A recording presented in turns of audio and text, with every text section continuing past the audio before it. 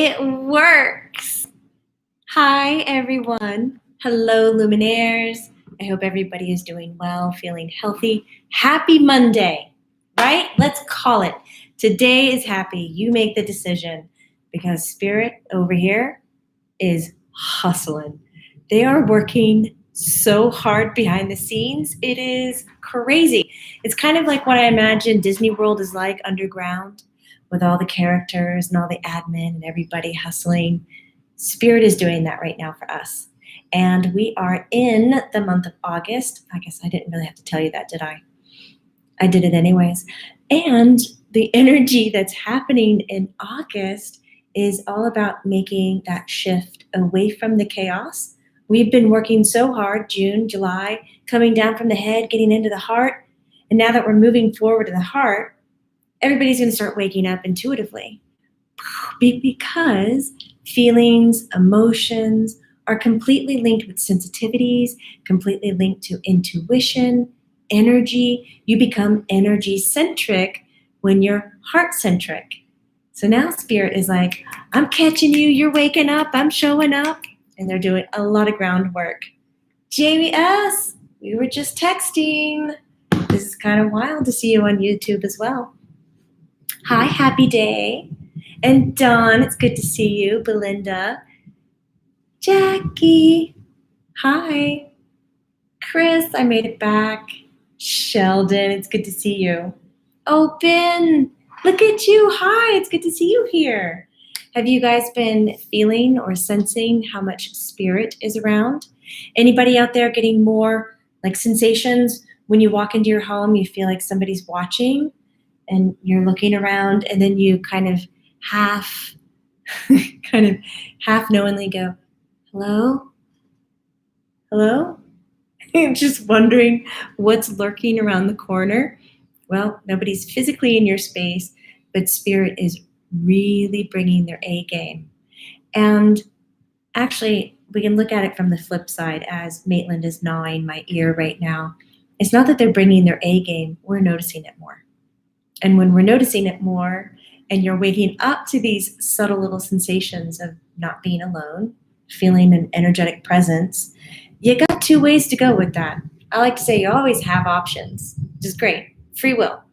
You can choose to go totally bonkers with this, like overly obsessive, can let it kind of get under your skin, freak you out a little bit because you don't feel alone, but you know you're physically alone. And then you got to get used to that idea that entity and Spirit is here and they're consciously intelligent in and of themselves.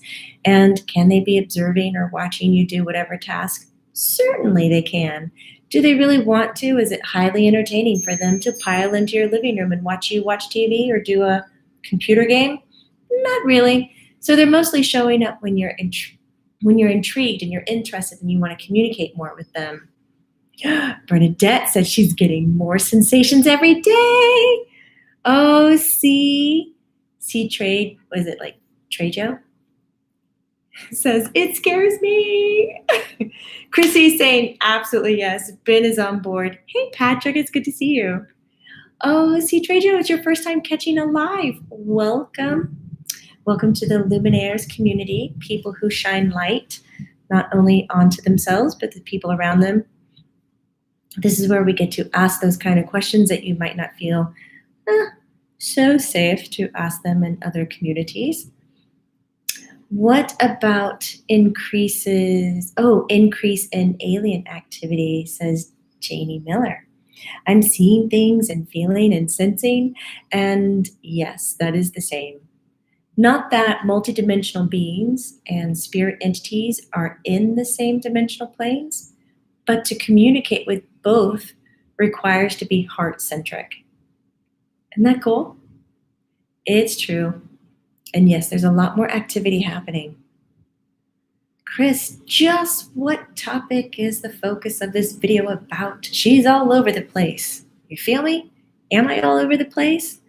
Topic is that Spirit is hustling and trying to get an awareness around Chris about why we're feeling so much of this and why we're waking up intuitively.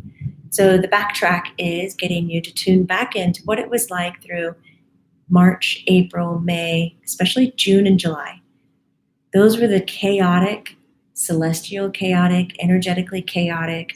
It was to rip apart kind of your routines and how you structure yourself. Because we can get really comfortable and very complacent. And when we don't have those structures in place, we start to perceive life from outside of the box or a different perspective. We start recognizing our own desires, where we want to be. And what happened is we started to come away from our head and start looking at life as we kind of logically want to describe it or live it, compare, analyze, measure my experiences against somebody else's, so that I kind of know where I am in space and time. Like, am I a good person or am I a bad person compared to this or that or where I stand? When we look at ourselves now in August, we're not doing so much of that. Yes, it can be an old habit and a pattern that we bring back and forth, but it's not where we're living. We're living more in our heart. When we do this, Chris, what happens is we become more sensitive. When we're more sensitive to emotions, to the feeling in the room, to where we are in life, we become more sensitive to our own needs, and we start to care for ourselves in a different approach. Then we start to address what are our needs. Then we start to actively put out in our life, now I recognize I need more downtime. I recognize I'm not taking care of my physical health enough. I'm recognizing that this downtime or in nature or in meditation is working for me. And we start to care for our energetic body as equally as we care for the other bodies that we carry, which, if you're wondering, what is that? It's our mental body, our mental health, our emotional body, emotional health, our physical body, our physical health.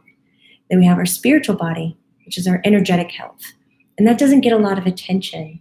It used to get some attention when we looked at religion, faith, belief, systems of that nature. And we get really fulfilled when we're in a community within a gathering sorts. And we feel as if we're bonding and we're all focusing our prayer, our words, our love, and our attention in one direction.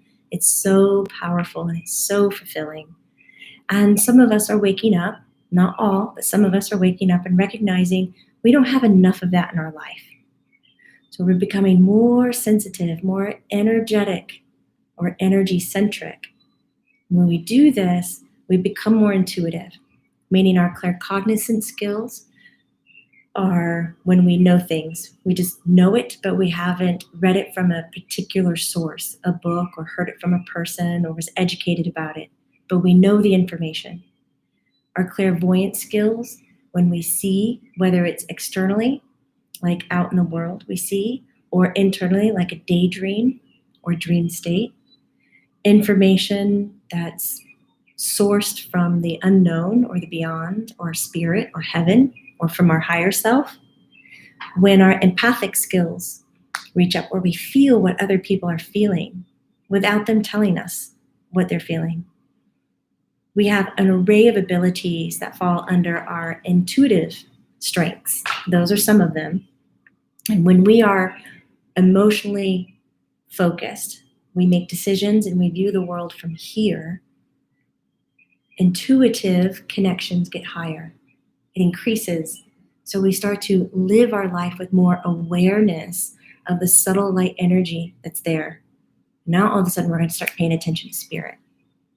And now we're going to think, it's like so much activity is happening. Something must be going down. There must be more spirit than ever before. They're working so hard when really they've been behind the scenes the whole time. It's us that are waking up as the chimes are going off.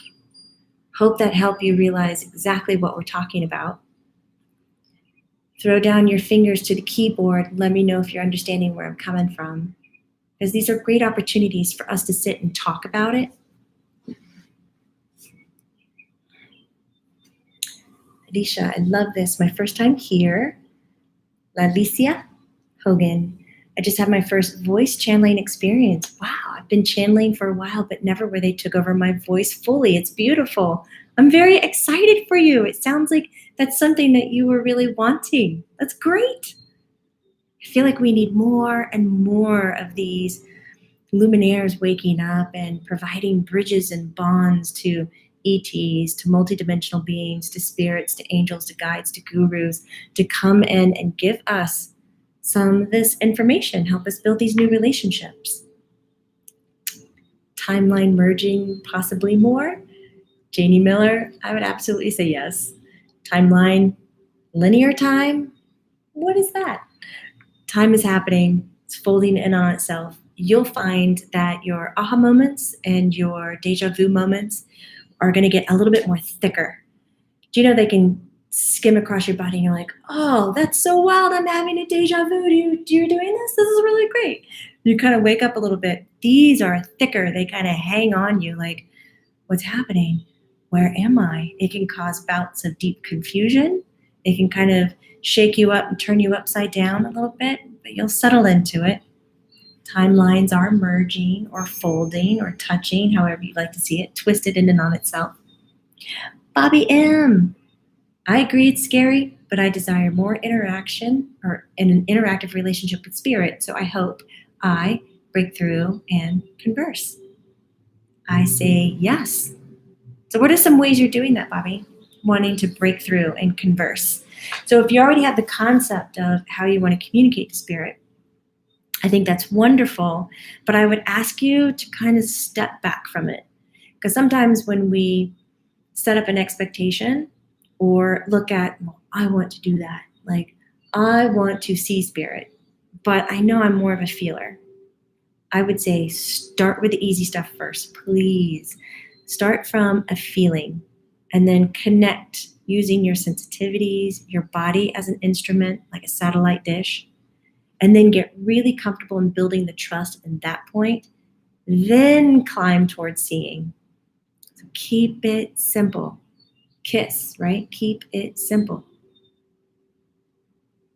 Kit Kat, good afternoon, everyone. Yay! Eric, I've been feeling the need to send love recently to someone I hurt emotionally in a past relationship from 15 years ago. Heart-centered, Eric. You're going through your library of emotions. It sounds very beautiful. I'm wondering how those little healing sessions are going. It's great for you and them.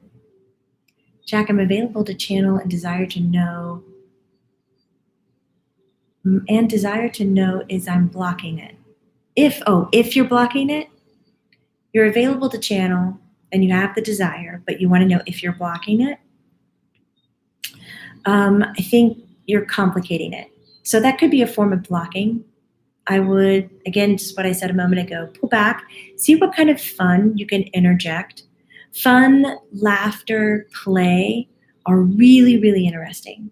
When we apply those to energy work, which sometimes you would think that is highly inappropriate, like to come in and start laughing and be like, all right, let's send some energy to this Cancer. Woo, let's do this. Sounds a little weird. Or bringing in like this big boisterous joy and we're going to be talking about death. You know, it just seems out of sorts. But that happiness, that playful, that kind of care less in a very healthy way, connection to the work can really help you succeed a lot more, gain a lot more. Ben, thank you so much for the financial energy. It's very beautiful. Thank you.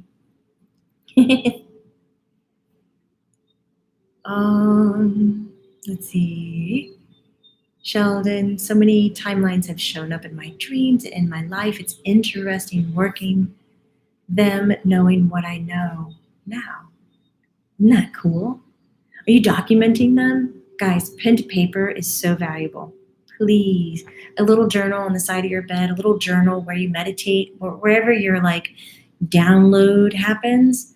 You know, if you do long commutes or long walks, you know, take some time right after that and just journal the little information that dives in. It'll help you build your foundation a lot more stronger so you can constantly move from that point of knowledge or experience that you've gained rather than falling back a little bit and going, what was it? I mean, they told me this thing and I kind of got it. But if you give yourself time really to digest it, you can come from that platform each and every time. See, I stopped using my tarot tarot cards because I don't want any open portals for spirits to come through. How do I get rid of the cards completely? Should I just toss them out? You can. You can just toss them out. You can always gift them. It's kind of nice to gift them forward. You can clean them in pure sunlight. You can wrap them up in a cloth. Cotton, silk is more of a traditional kind of energy cleanser and holder. You can put salt on the cards and let them sit. And then you can gift them to someone that they then can use those portals in a way that serves them. Do you know it's traditionally said you are only to be gifted your tarot cards. You're not supposed to buy them yourself. Or you just like sit around and wait for somebody to give you cards. So you could actually be somebody's angel right now because you're about to gift these cards. B, do we need to move back? Can we get a hint from spirit? Move back to whence you came from, or move back to where? B, can you make it very more clear? Because the answer I hear is a yes, no. So it's probably why you're confused too. You're probably picking up on both polarities. Yes, no, not necessary. But yes, it'd be great. So when I hear that kind of, you can't go wrong. Can't go wrong. So you need to look at where's your comfort. Where are you feeling that you're really resonating? And how do you want to show up in this lifetime? Is there a quality of showing up to enlighten and help others that may, be experiencing tension or darkness? Then if so, you might want to stay put. If it's relocating,